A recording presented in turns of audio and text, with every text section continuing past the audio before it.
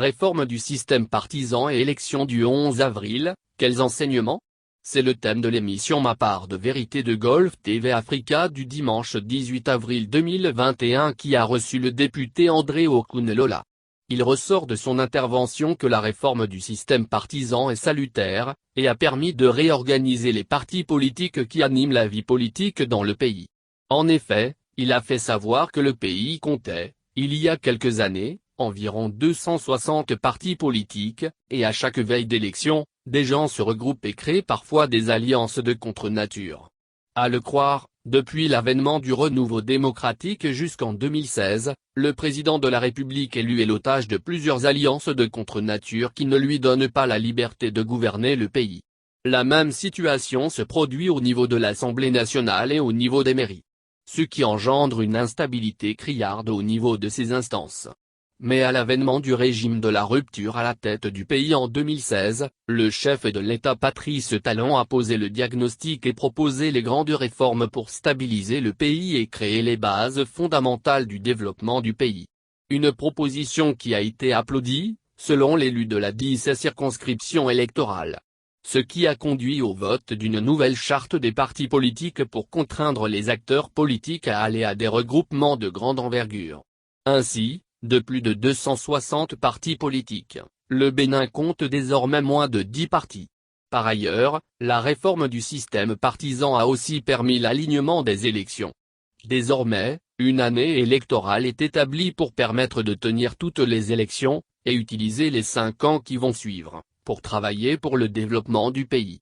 De plus, il a souligné que dans le nouveau code électoral voté, l'on a précisé les dates liées au processus électoral pour contraindre le chef de l'État à convoquer le corps électoral. Il a à cet effet insisté que le 11 avril 2021 choisi pour tenir la présidentielle de cette année n'est pas la volonté de Patrice Talon, car la loi a prévu que le premier tour du scrutin présidentiel ait lieu le deuxième dimanche du mois d'avril de l'année électorale. André Okunlola ajoute que le Bénin a gagné énormément dans ces réformes. Ces réformes ont apporté un grand plus au peuple béninois, et ont permis d'organiser les élections dans de meilleures conditions plus que par le passé, a-t-il laissé entendre.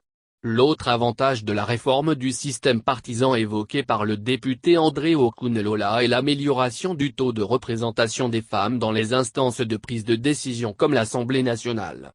Ainsi, à compter de 2023, sur les 109 députés que comptera l'Assemblée nationale, il y aura au moins 24 femmes.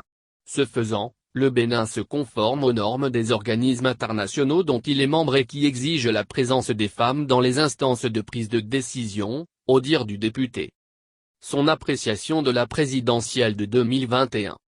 L'honorable André Okunlola est satisfait du déroulement du scrutin présidentiel du 11 avril 2021. Car il a indiqué que certains adversaires au régime en place ont usé de tous les moyens pour créer la psychose dans le pays pour que l'élection n'ait pas lieu, mais finalement le vote a eu lieu. Pour lui, les appels à manifestation lancés par certains leaders de l'opposition à quelques jours de l'élection constituent un moyen pour déstabiliser le pays, parce qu'ils ne veulent pas aller aux élections. À cet effet, il invite ses opposants à faire preuve de bonne foi. Ce n'est pas en déstabilisant son pays qu'on montre qu'on est compatriote. C'est des choses qu'on ne peut plus admettre dans le pays, a-t-il insisté. Pour les 5 prochaines années, le député Okunlola annonce que le gouvernement va mettre un accent particulier sur la formation technique et professionnelle, et va surtout se focaliser sur le problème de la survie de soi en poursuivant ses réformes dans les secteurs de l'eau, de l'énergie, des infrastructures etc. En outre, l'élu de la 8e législature annonce la création d'emplois aux jeunes dans divers secteurs.